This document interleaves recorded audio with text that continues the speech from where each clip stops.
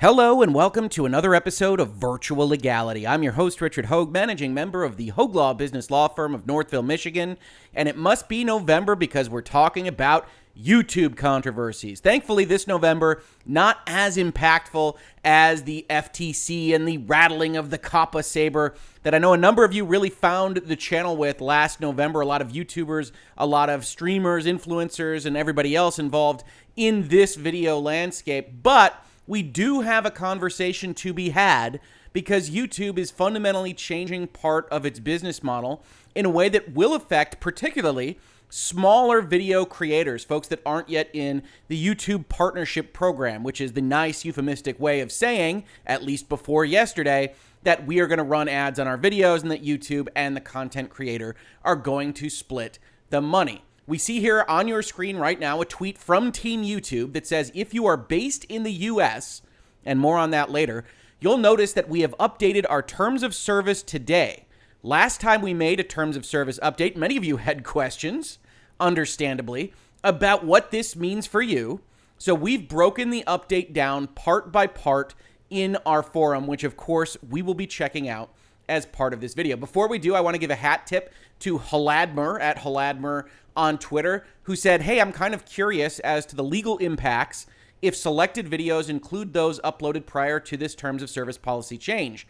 Fairly certain that the old terms of service included a license to YouTube for usage in their own content, but YouTube monetizing a user's channel like this, which we're going to talk about as part of their new terms, can they do that to stuff that was already on the service? The answer to that broadly is yes. We're going to talk about why. You'll also note that Leonard French of Lawful Masses wound up responding here as well. It said, as far as I know, this has always been true. And we will talk about why that is, why he thinks that, and why it probably is in fact the case as part of our read-through of these terms of service. Now, before we get into the weeds here, I actually want to say some nice things about YouTube and the way they're handling this, right? So they put together this forum post, and realistically, every single service that you use, every platform, Twitch, Twitter, Facebook, YouTube, anything else that you use online that changes its terms of service should do something like this. Might put Virtual Legality out of work on these terms of service read-throughs, but there's still stuff to talk about, as you will see. But this is very helpful to folks that aren't necessarily represented by legal counsel and are otherwise providing your platform, whether it's YouTube or Twitch or anywhere else, with valuable resources, their time and their effort that is making you at YouTube or Twitch or Facebook money. And so when you're going to change the terms of service, you should be explaining what those changes mean in a post like this one. So let's take a look. Hi, everyone. Today, we're making a few updates to our terms of service. Now, it's worth noting here, just from the first sentence, that these terms of services were changed yesterday, November 18th, 2020. And I don't believe there was any notification given before these changes were made. So that means a couple of things under the current terms of the terms of service about what YouTube feels about these changes, which we will talk about when we get there. The terms of service are legal documents and written in legal language, so we are writing this post to highlight what it means in more plain language. Down with the lawyers, right? We're rolling out these terms of service starting with the United States, but they will be effective in all regions by the end of next year. Note how long that's taking. That's part of the story as well. If you want to view the terms of service in their entirety, check out the link here, which of course we will be doing. Clarification on data that can't be collected. So this is their first change. The previous language had a restriction that said you can't collect or harvest any information that might identify a person unless permitted by that person or allowed under Section 3 above. So we go and we find this bit of language. We go through the terms of service. These are very minor changes in terms of volume of language, but could be potentially significant as part and parcel to what you are or not allowed to do on YouTube. And we can see here that the new Section 4 now says collect or harvest any information that might identify a person, with the parenthetical being, for example, usernames or faces, unless permitted by that person or allowed under Section 3 above.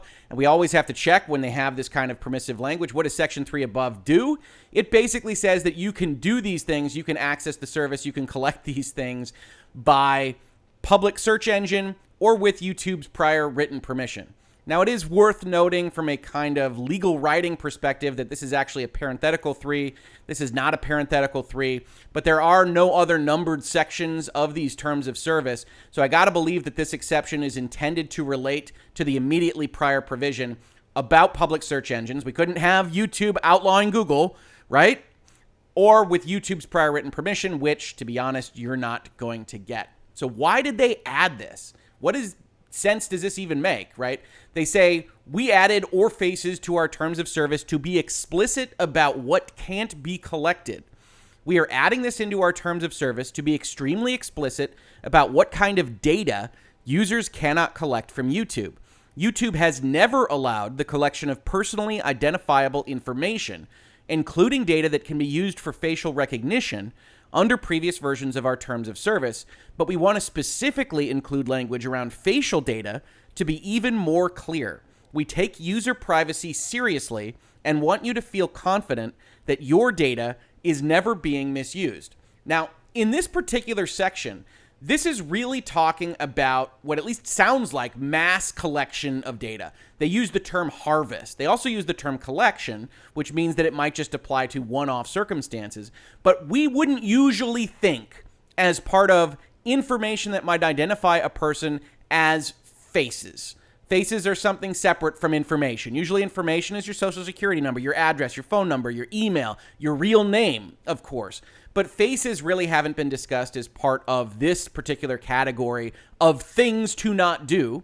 And so I would imagine that YouTube General Counsel or their outside counsel said, hey, we want to make sure that people aren't harvesting faces off the system. And so in order to make that very, very clear, we are going to post in the parenthetical here that faces are specifically exempt. And that might make sense if you're talking about large data analytics firms that might go to YouTube and might crawl videos and grab faces and use them for whatever purpose that they might determine in order to make their new AI robots to look at faces across the internet or whatever it might be. But in the individual instance, and again, I'm a lawyer. If you haven't been to Virtual Legality before, the lawyer's job is to take a look at the language, the proposed language in a contract, hear the revisions to that contract, and say, how could this hurt you? What could YouTube do with this that maybe they couldn't do before? Now, according to YouTube, they've always thought that information that might identify a person includes faces. They're just trying to be more helpful. But I don't think that's entirely clear in and of itself. And I would suggest that this really starts to dovetail with a couple of things that we have seen on YouTube over the past 12 to 18 months. Right? If you were in Virtual Legality a little while ago, you saw that I did a video called No, Susie Liu Doesn't Have a Copyright in Her Face. Susie Liu being another YouTuber that was getting very angry at other YouTubers for using her face in their videos, for criticizing the way that she was behaving on YouTube, for making other criticisms, some of which were probably justified, some of which were not, and some of which might have wound up on the side of harassment or cyberbullying. I can't speak to that in respect to Susie Liu. Certainly the video that we did was about copyright law and only using Susie Liu as a jumping off point. But when you've got YouTube making these new policies that say, hey, content that threatens individuals is not allowed on YouTube. We do not allow content that targets an individual with prolonged or malicious insults based on intrinsic attributes. Usually they describe this as physicality. They have an example, I think, about somebody complaining about another YouTuber's teeth. And it says you can't do that, but you also can't do something that reveals someone's private information. Now, is it revealing someone's private information when you go back up to these updated terms of service and they say we've added our faces because a face can identify a person? It becomes very difficult for someone like me to see exactly how that could be considered private if they are putting it up on YouTube. But now you've created this ambiguity. And if you've been in Virtual Legality before, you know that ambiguity is where the devil is in the details. Because if YouTube has ambiguity, or Twitch or Facebook or anyone else, this isn't limited solely to YouTube. We're just talking about it in respect of these terms and conditions. If there is that ambiguity, they can use it to enforce whatever penalties they want under their terms of service and can otherwise make life miserable to someone that is using their platform for almost any reason. That's what ambiguity allows them to do. So they say, hey, it's a violation of our harassment and cyberbullying policy to reveal someone's private information, such as their home address, email address, signing credentials, phone numbers, passport number, or bank account information. They also note, however, that this does not include posting widely available public information, such as a public official's office phone number or the phone number of a business. But it's also a violation if you encourage abusive fan behavior, such as doxing, dogpiling, brigading, or off-platform targeting. And as we've talked about in prior videos, it's a little bit unclear what it means to encourage that behavior. Is it enough to just reference the existence of another person? Is it enough to reference that existence with the picture of a face? And is it enough to just reference that existence with a picture of a face if, for instance, you know that your audience is prone to doing these kinds of bad behaviors? By the way, don't do that. If you're following Virtual Legality, we don't like that stuff here on the Hoeg Law YouTube channel, but I wouldn't expect any of you to do that anyway. Which leads us back to this change. What is this intended to do? What does it prevent? Does it allow YouTube to actually come after and have another tool in their tool belt to fight against people that are referencing other YouTubers? YouTube doesn't love YouTube drama, doesn't love YouTubers getting in the news for yelling at each other, for pranking each other, God forbid, for swatting each other. But they also know that that is at least a partial driver of a portion of their business. So they try to walk this line. And it's very difficult to see exactly what they were aimed at with respect to adding this kind of concept that your face is information. Maybe they mean in the pictures in your accounts in Google if you use your own face. I don't know. This one is unclear, and unfortunately, when we get to the explanation, it doesn't add a lot of clarity for us. This is the kind of thing where we would like to see examples, right? Who are you trying to target here? And we'll see in the community guidelines that they often give these examples. We look at the harassment policy, you get down to the bottom here, and you see, hey, we've got examples of what this looks like, repeatedly showing pictures of someone and then making statements that like, look at this creature's teeth, they are so disgusting, targeting an individual and making claims they're involved in human trafficking, all these very bad things, which of course I think most people can agree are bad and YouTube doesn't want to be associated with. Kind of need those examples. Who are you talking about in terms of collecting faces? Is it just enough to reference another YouTuber if it's fair use under copyright? I don't know. But because I don't know, it adds another minefield for YouTubers and content creators to try to navigate, even with such an innocuous looking change like this one. This is one of those reasons why if you're negotiating your own contract, if it's not with YouTube, it's not a contract of adhesion, this is why I recommend you get a lawyer. It doesn't have to be Hoeg Law, but I do recommend you get a lawyer because there are all these things in just a couple of phrases that could affect you in the future that are pretty difficult to see if you aren't constantly running through the hypotheticals about how a corporation could use it against you. Now, to get back, before we go to the big change here to Halidmer's question on Twitter, he asked, could these various policy changes affect videos that were already on the service? And the answer to that is yes. So in the YouTube terms of service, they already have a couple of provisions that protect them. They say, hey, YouTube is constantly changing and improving the service. We may also need to alter or discontinue the service or any part of it in order to make performance or security improvements, change functionality and features. These changes may affect all users. You understand and agree that there will be times when we make such changes without notice, which of course appears to be what happened here. If you scroll down a little bit further, though, you do see a separate provision, which again adds ambiguity, which we don't like. This isn't a perfectly drafted document, but where they say in modifying this agreement, we may change it to reflect changes to our service. YouTube will provide, that's an obligation on their part, reasonable advance notice of any material modifications to this agreement and the opportunity to review them, except that modifications addressing newly available features of the service or modifications made for legal reasons may be effective immediately without notice. So you've got a couple of ways that you could put this if you are on YouTube. It's either not a material modification. They don't think this is a big change. Hey, we already covered faces. We already covered what we're going to talk about in the second half of this video. Or what we are doing now represents a newly available feature. That seems like a hard argument. Or it's required for legal reasons, which is a broad bucket, but might be applicable here, as we will see when we talk about royalties. Now, if you're Halidmer, if you're someone else on Twitter, you get to this next sentence and you say, maybe I've got them. Modifications to this agreement will only apply going forward.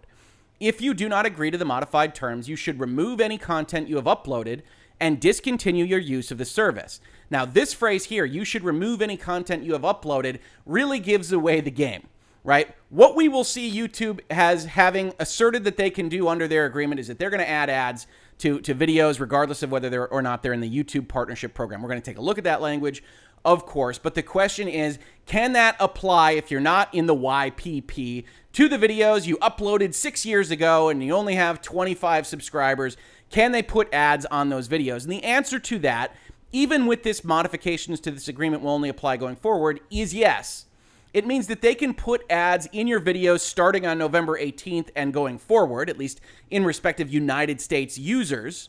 But if you don't like it, you should remove any content you have uploaded so that you don't get ads placed within it. That might not seem fair. I know a number of you are going to reject the notions of contract law in here. I don't blame you if you don't like ads, but I am trying to explain how this is covered in the terms of service that they have put forth. So broadly speaking, regardless of what or whether or not they have changed their rights under these terms of service, and we will see that there's actually an open question there, even if they had, the real option for a user of YouTube is to take all their stuff off if they don't like something that is changed in the agreement. Obviously, that's a draconian response. It's not something that a lot of people are going to want to do, particularly if they are building their livelihood on the platform.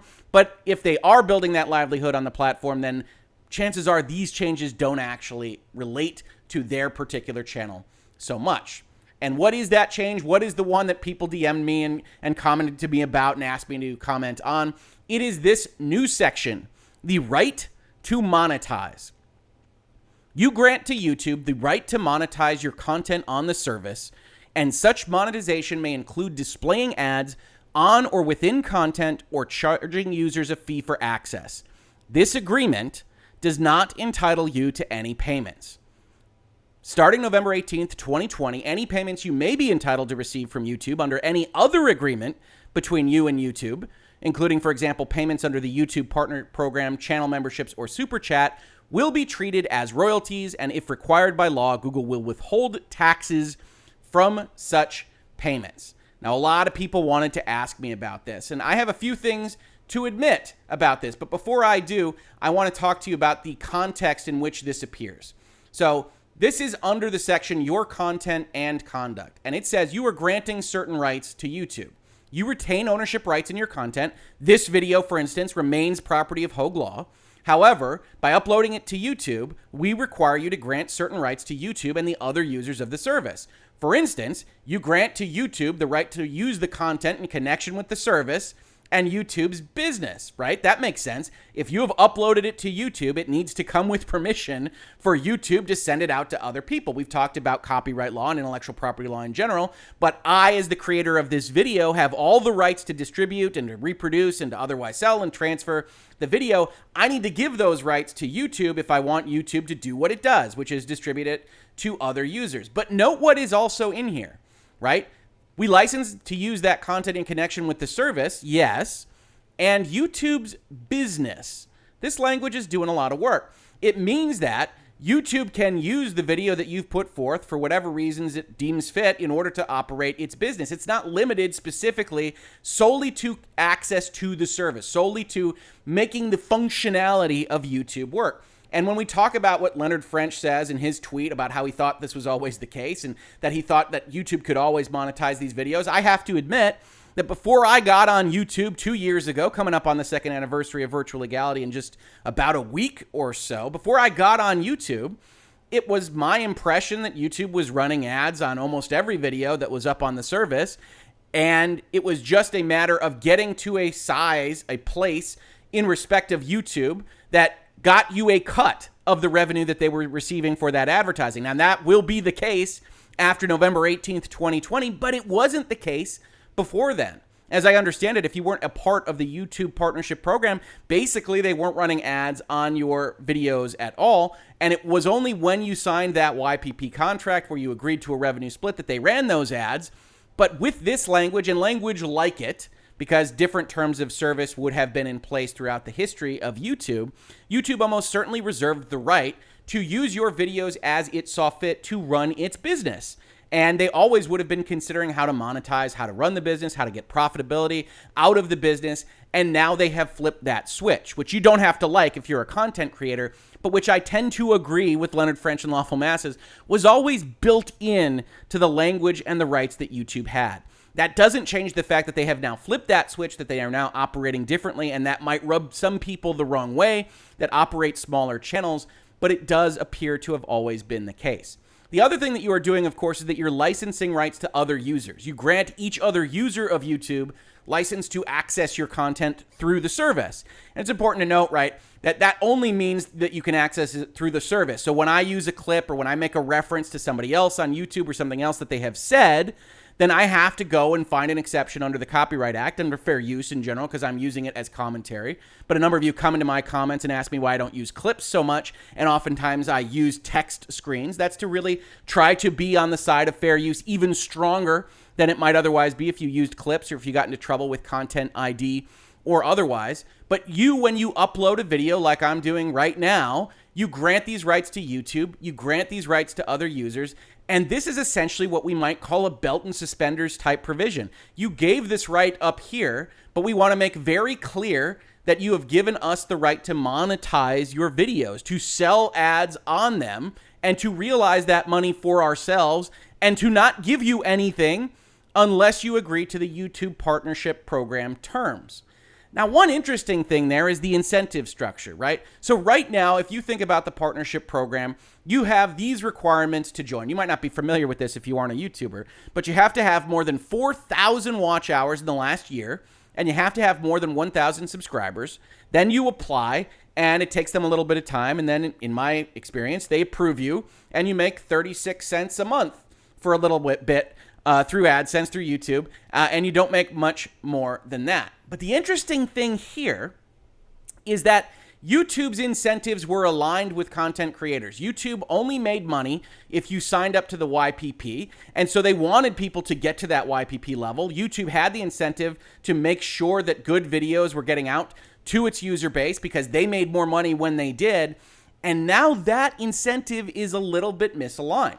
Right? If you think about it another way, if you think about it just from a business perspective, now YouTube has this portion of its user base that is going to make videos that are going to go out to, yes, very few people on a micro level, but in which YouTube realizes 100% of the advertising dollars. So it now becomes a question, okay, does it make sense to have this kind of gatekeeping threshold at this level with the new rules, or should that be changed?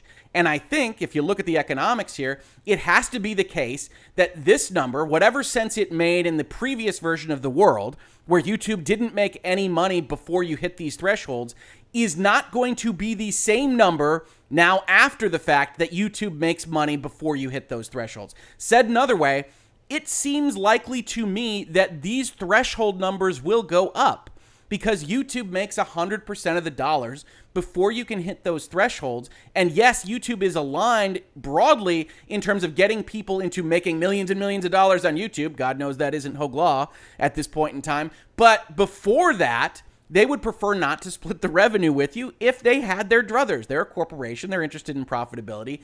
And so it wouldn't surprise me if this threshold eligibility requirements numbers are changed in the pretty near future. They also added a section to this particular help post that now makes clear that they are able to serve ads on all content on the platform. This means that if you were previously a member of the partnership program, you may still see ads being served on your content, but you do not receive a share of the revenue, which adds a different incentive, right? There are ways to get kicked out of the YouTube partnership program. Heck, I might get struck for bad advertising just because I'm talking about YouTube on this video. That was the case last year when I talked about COPPA and YouTube, regardless of the fact that this is perfectly advertiser-friendly content.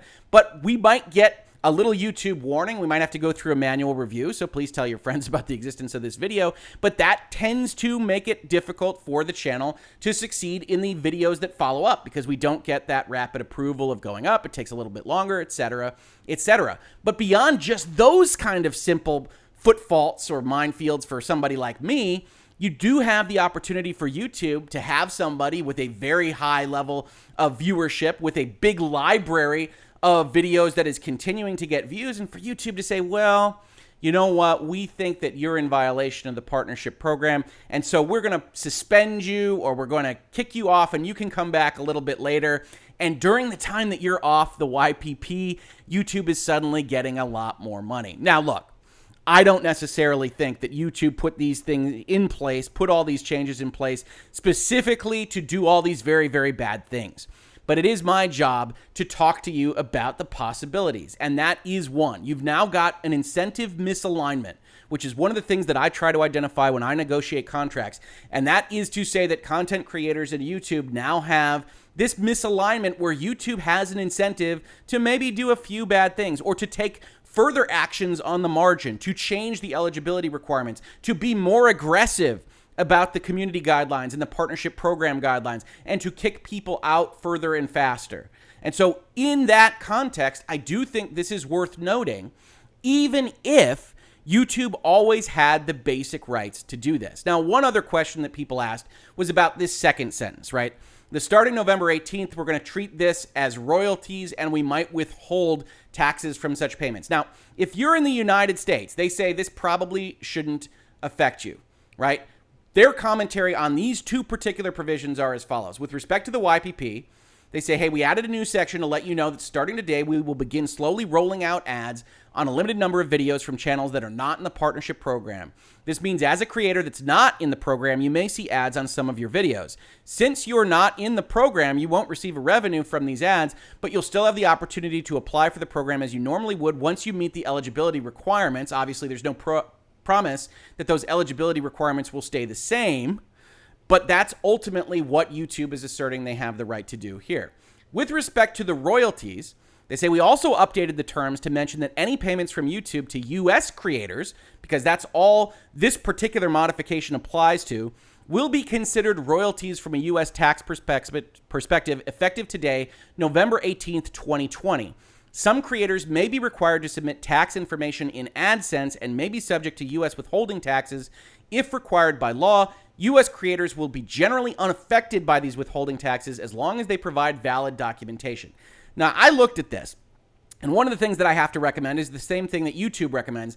If you have further questions, you may want to seek professional tax advice. When I'm counseling clients, I always say you need a good lawyer you can trust, you need a good accountant you can trust.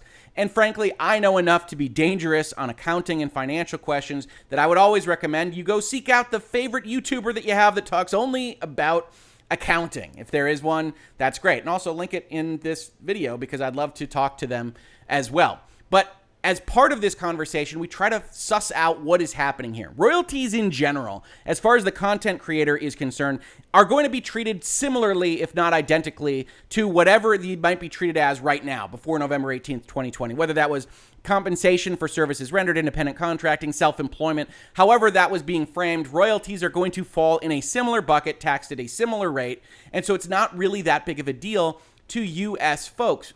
But all of the rest of this starts to talk about what YouTube is interested in, right? And so I've pulled up publication 515 from the IRS that is talking about a very specific case about foreign persons. It says, in most cases, a foreign person is subject to U.S. tax on its U.S. source income. YouTube, being a U.S. company, is sourcing income on a royalty basis, and if it is paid to foreign persons, those foreign persons are subject to U.S. tax. Most types of U.S. source income received by a foreign person are subject to U.S. tax of 30%. A reduced rate, including exemption, may apply if there is a tax treaty between the foreign person's country of residence and the United States. More on that in just a bit. You also saw, in reference to what YouTube was talking about, that U.S. creators will be unaffected as long as they provide valid documentation. What does that mean? It means that YouTube doesn't have to withhold from the monies that it's paying to its content creators if they get documentation that establishes that the person is a U.S. person, or if it's a foreign person and has to do with an income tax treaty. But primarily, if they collect a certain amount of documentation that establishes that this person that they are going to be paying royalties to, paying this money to, is a U.S. person, you don't have extra withholding from YouTube. You don't have to deal with all of this extra stuff. So why is YouTube doing this? Why are they changing it to a royalty basis? Why are they making everybody potentially go through this process when they might not have had to do that before this point in time? I would guess that the answer relates to the treatment of royalties, right? It says, in general, you must withhold tax under Chapter 3 on the payment of royalties from sources in the United States. However, certain types of royalties are given reduced rates or exemptions under some tax treaties. So their accounting folks, their legal folks went to them and said, hey, we're treating this as personal compensation. We're doing whatever we are doing in these various jurisdictions. But if we wound up calling these royalties for content created for our benefit as kind of a contractor relationship, then we could find ourselves under these reduced classifications under various treaties across the world. Now, I don't know those treaties. Again, you have to go talk to that accountant YouTube number to talk about those things. But these treaties are going to talk about specific royalty tax rates that might get certain benefits to YouTube, might be treated in a beneficial way to YouTube. And clearly they are making this change, as every company does, because they think for some reason it benefits them. You see that there are various royalty rates for motion pictures or television copyrights and other royalties. You'd have to go into the treaty. You'd have to be doing this for YouTube, for pay, for billable hours in a way that I am not doing, to determine exactly how this might affect YouTube and its other international content creators. But that is also why you probably see their reference to the fact that this is rolling out to the United States, where it won't really affect United States citizens, but we can establish the baseline for what we want to do. And we won't be rolling it out really for everybody else until the end of next year, because there's some legal research to be done. There's some drafting to be done. There's potentially some negotiations to be done. But at the end of the day, this change, these changes, the royalty change, the face data collection change, and especially that we now can put advertising on every video on YouTube change, don't actually appear to modify the relationship that you already had with YouTube, even if you were outside the YouTube partnership program. So while I think these questions are great, I think it's good that people are asking these questions. I think it's great that YouTube put together a document where they actually explain what they are thinking and making these changes at least somewhat. I would still love some clarity on the whole face thing.